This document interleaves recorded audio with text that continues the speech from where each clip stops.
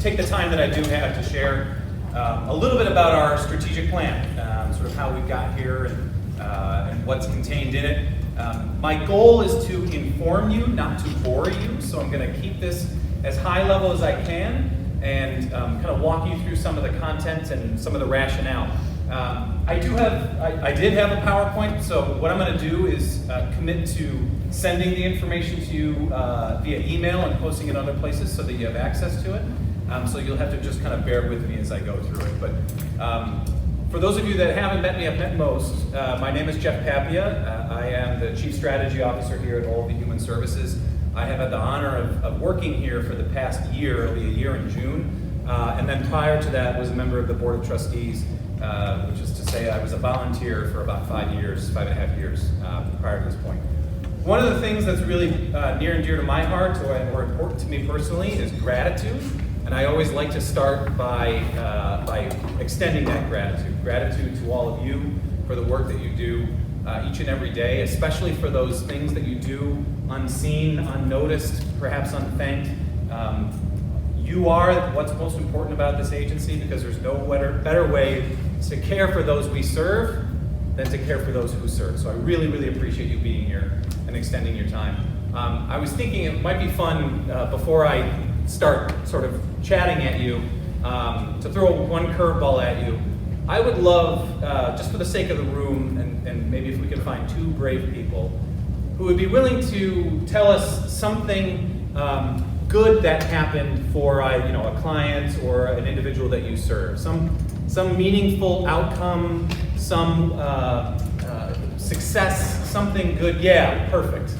So, working at HCBS, I was assigned a client who was a recovering alcoholic.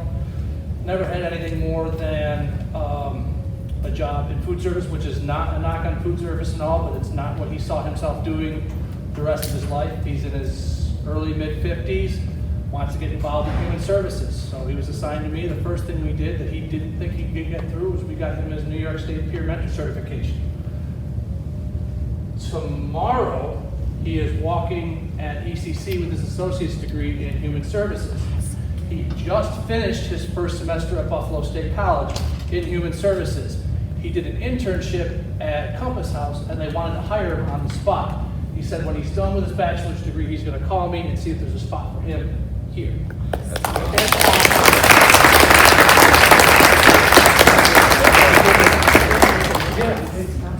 We have a kid at IGB that's on his second stay with us. He's kind of been, kind of one of our heavy hitters, really struggles with a lot of different things, but we successfully have a discharge plan for him, and in 1 week from tomorrow, he is going on to a safe, happy discharge plan. Awesome. Thank you.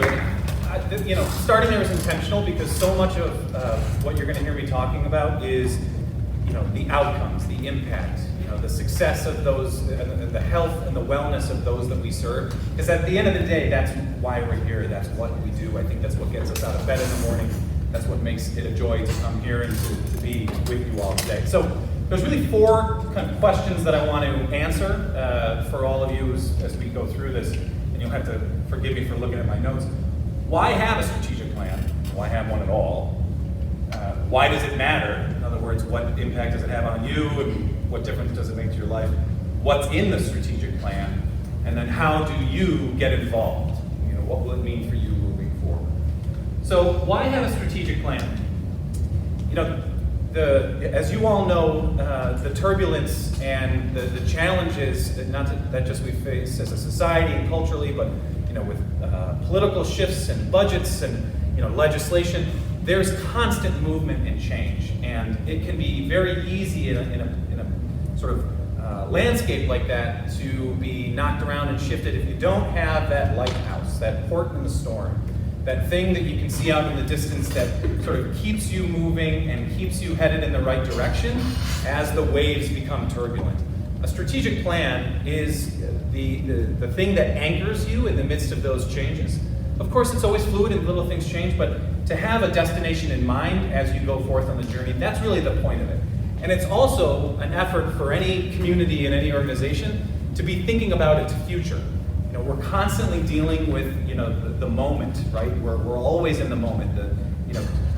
working and serving the individual in front of us, dealing with that colleague that, that we, struggle with, whatever it may be.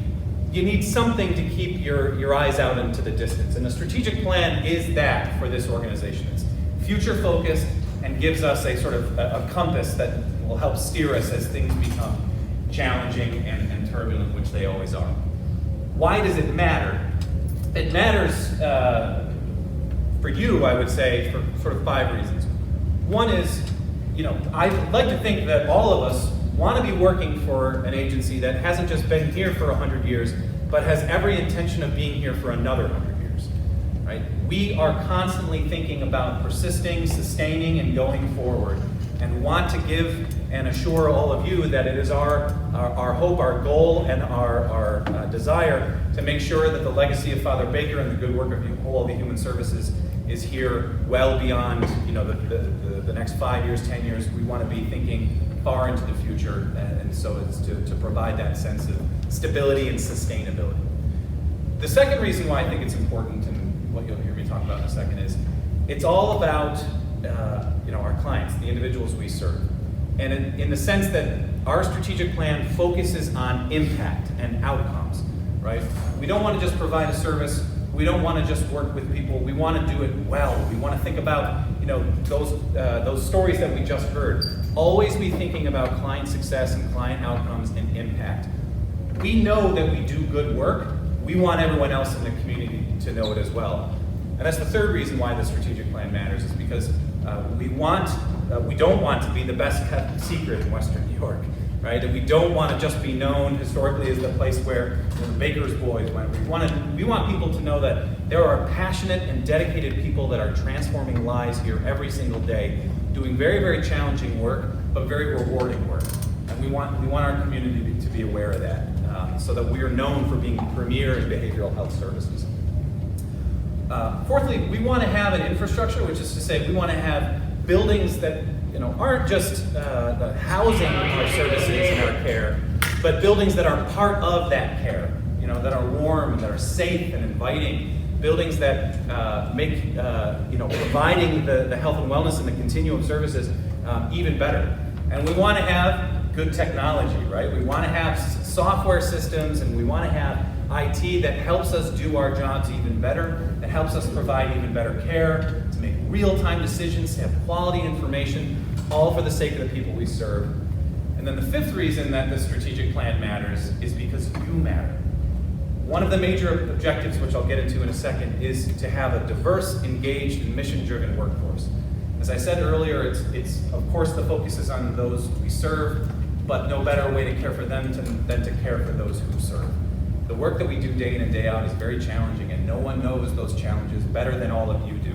And so we want to take significant steps to make this a wonderful place to work, as we know that it is and can be. We want to improve that, because it's all about the people and the relationships. I think that at the end of the day is the heart of the matter. So, what's in the strategic plan? I promise I'll send all this content to you, so I'm going to try to keep it brief and easy. One is targeted, sustainable, and mission-driven growth. We want to be in the business of growing, but not just growing without any intention or without any sense of direction, chasing after shiny objects as they appear. We want to grow in ways that we are capable of sustaining and capable of expanding, that keep us stable well into the future. There's kind of 3 places where we think this is possible. One is OLV Human Services is in a perfect position to address individuals with what we are calling complex needs. As you know from looking around the landscape, the rising rates of autism diagnosis are significant. The rising challenges with mental health are significant and spoken of often. If you combine that landscape with delayed diagnoses, with rising incidents of trauma, coupled with social determinants of health like food insecurity and transportation, all of you know that those that we serve, they're not just dealing with one of these things. So often they're dealing with all of them at once. These needs are complex, and so that's why in some respects we are. We're in such a perfect position to use all of the services that we have to provide a continuum of care, to wrap our services around those individuals who I said who aren't just dealing with one thing, but are dealing with many. We can do that. Some agencies and organizations sort of do one thing and do it a lot. We do a lot of things.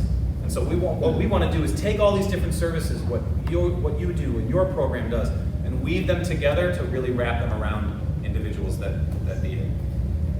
The second place where we see growth happening is out in the community.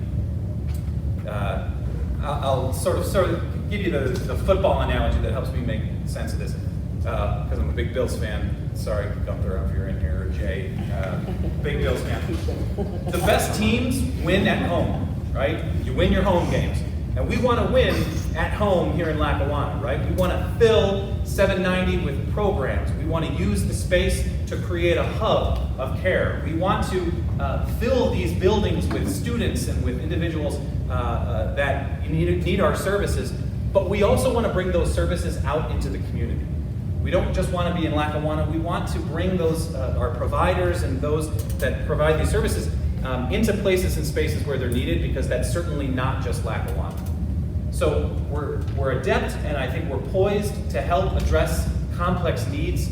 We want to get out into the community, and we want to fill these buildings and provide as many programs and services as we can here to really utilize the spaces that we do have. The second thing, so growth is the first. The second thing is quality and impact. It's, of course, important that we are always compliant, right? Have to follow those rules and regs, right? Have to meet the standards that are set forth by us, by our accrediting agencies and bodies. But we want to go above and beyond that to talk about real success, real winning, real quality. Asking the question, what does health and wellness and vibrancy and fulfillment look like for those that we serve, and how do we push ourselves to get there, right? It's the difference between sort of, doing the minimum and really aspiring for that excellence. And so we want to utilize technology and utilize the tools that we have to start focusing on impact. And I say that not just because we want people to know that we do things well, but we want people's lives to be transformed here. And so focusing on outcomes and tracking outcomes and thinking about what that extra aspirational level of service is, that's a major, major focus of our strategic plan. So again, then we're not just, and I don't say just compliant like it's a bad thing, we've got to be compliant, but we really want to push in terms of quality and excellence. Thirdly, as I said, so growth, quality, and then being known and recognized. As I said it before, we struggle, I think, sometimes with pushing beyond what people know about us historically and really carving out a sense of identity for ourselves. And I think that if we can, and all of us can, focus on real impact and quality, we'll be much more capable of telling the community and telling our region that we are doing really good work here. But in addition to using impact and outcomes to help increase our recognition, we also want to form partnerships and collaborations. For good or for ill, I think many of you would agree, or I hope you would agree, that coming out of the pandemic, there's been a greater spirit of collaboration amongst, community-based organizations like ours, and healthcare, and the business sector and education. People are realizing that these problems are so immense, we cannot go at it alone. And there's, I think, a spirit of collaboration and partnership that exists in a way that it didn't prior to the pandemic. And so being known and recognized and growing and having quality services also means working together with other industries, other sectors, other organizations to provide the best possible services that we can and really address issues that are far beyond the capacity of any one of us individually to do on our own. And so community engagement is going to take on a much more important role. Fourthly, infrastructure. As I said before, we've got buildings, we've got IT, we've got systems, but we need to align these things in a much more intentional and better way. And by that I mean this. If any of you work with, if I ask anybody of you to sort of get information or share information around the agency, we all kind of know that data and information exists in pockets and places and it's hard to get at. It's difficult to share, and sometimes the lag from getting the information, the problem sort of passes us by and we can't address things in real time. We want to help all of you do a better, or provide better services by giving you better technology that you can use so that you have real-time information in your hands and so that you kind of understand the broader picture. Let me give you an example. One of the things that we want to address is the fact that if John Smith walks into our dental clinic, and then John Smith, is also in one of our schools, or John Smith is also in employment services, we don't necessarily have the capacity right now to follow John Smith around and have a much more complete picture of what the care that John is receiving, which would undoubtedly help all of you get a better sense of what the needs are and the complexity. We want to have a much more tighter internal picture of the people that we're serving and the outcomes that are coming along with their care. And so giving you better IT and providing enhanced infrastructure around you is only going to help for those outcomes and that quality impact that I mentioned. Finally, you, all of you, the heart of this agency, those that give of themselves so tirelessly for the people we serve, you are a major priority. We want to have a diverse, engaged, and mission-driven workforce. And we want to do that by, it's tough to say, especially because all of you live it, we want to increase retention. We want to increase engagement and satisfaction. We want to see more and more year over year people saying, I love working here. I love the people I work with and I love the work that we do. And I want to also impress upon you during this moment that we want to put a greater emphasis on diversity, equity, and inclusion as well. It's a significant portion of the sort of future of this agency. And so to move on to the last thing I'll mention before I'll take any questions and all of you can mix and mingle, is to answer the question, how can I get involved? We will be launching or sharing a very, very significant employee survey. One that's going to ask questions you probably haven't been asked before by this agency. It's entirely voluntary, completely anonymous and confidential. It can be taken electronically, it can be taken via paper, but it's going to focus on 4 major things. One is satisfaction and engagement, right? How are you doing here? Right? Do you enjoy working here? Do what gets you out of bed in the morning? Are you feeling as though your talents are being utilized, right? These kinds of questions. Secondly, we want to focus on health and wellness, right? Are there things that our employees are struggling with that we can help? Is transportation a barrier to your, to you being engaged at work? Is food insecurity something with which you struggle? Let's help address some of those needs. Let's take care of one another even as we're taking care of other people. Thirdly is diversity, equity, and inclusion, right? We want to have a diverse workforce, which is to say a workforce and a community where there are many different identities represented. And we want individuals of those identities to feel welcomed and affirmed and respected. And where there is opportunity to improve those things, we want to make great strides and steps. And fourthly, we're taking that trauma-informed, you all remember the trauma-informed care survey that you get every year. We're going to shorten that down. We're going to take some real important questions from that, and we're going to wrap it up into this survey so we have one comprehensive one.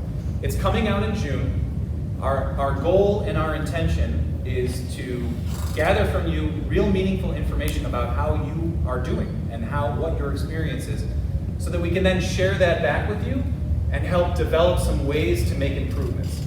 Because again, at the end of the day, there's nothing more important to those we serve than all of you. So one thing that I cannot impress upon you enough is encouraging your teams and your colleagues to take this survey. Again, it's voluntary, it's totally confidential. I don't have the technological capability to find out who answered what survey and go through it. It's beyond my ability. I stand here and assure you that your answers are important, your voice matters, and we will be taking this information and sharing it back with you and trying to create strategies to make things better so that we can continue to enjoy the things that we do every day. So, what's in the strategic plan? We want to grow, and we want to be sustainable, and we want to be here for another 100 years. Right? We want to focus on quality and outcomes. We want to ask what really matters in the lives of the individuals we serve, and how do we aspire to be even greater at providing. We want to be widely known and recognized for the right reasons. We want to have good IT and good infrastructure and build upon the campus that we've developed, right, so that we can provide even better care. And we want to have employees, and we want to have a community that feels part of something larger than itself, that enjoys coming to work every single day, and that creates a place to work that's second to none. So, that was a lot of information without any visual aids and without any handouts. I assure you I'll send you this information, but with the time we have left, and I suppose, it won't take more than maybe 5 minutes, 10, maybe there aren't any questions. I would love to take your questions, anything that you want to know that I can speak to with regard to the strategic plan, and then I'll give you your time back and let you eat cookies and have a cup of coffee on this hot day. Any questions?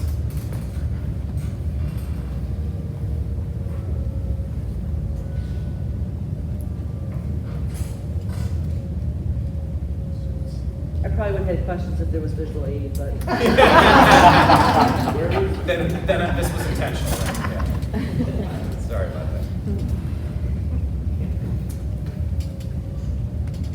Well, good. When I used to teach, and I grew very adept at standing in silence till it was so uncomfortable that somebody felt compelled to speak, but I'm not going to do that. What I will say is this, though. My friend John in the back there is recording this. I'm giving you a shout out on the recording. Thank you, John. And it will be made available so that folks can see it. I'll take that recording and I'll couple it with the content that I brought for today and share it. I can't emphasize enough how important it is that we hear your voice when you see that survey come along. So please take the time to encourage your colleagues to take it. It's the real, I would say, first step towards making some really significant and meaningful improvements with the launch of this strategic plan. And so thank you for your time today. Thank you for the work every single day. I'm proud to work alongside you. I look forward to the journey ahead.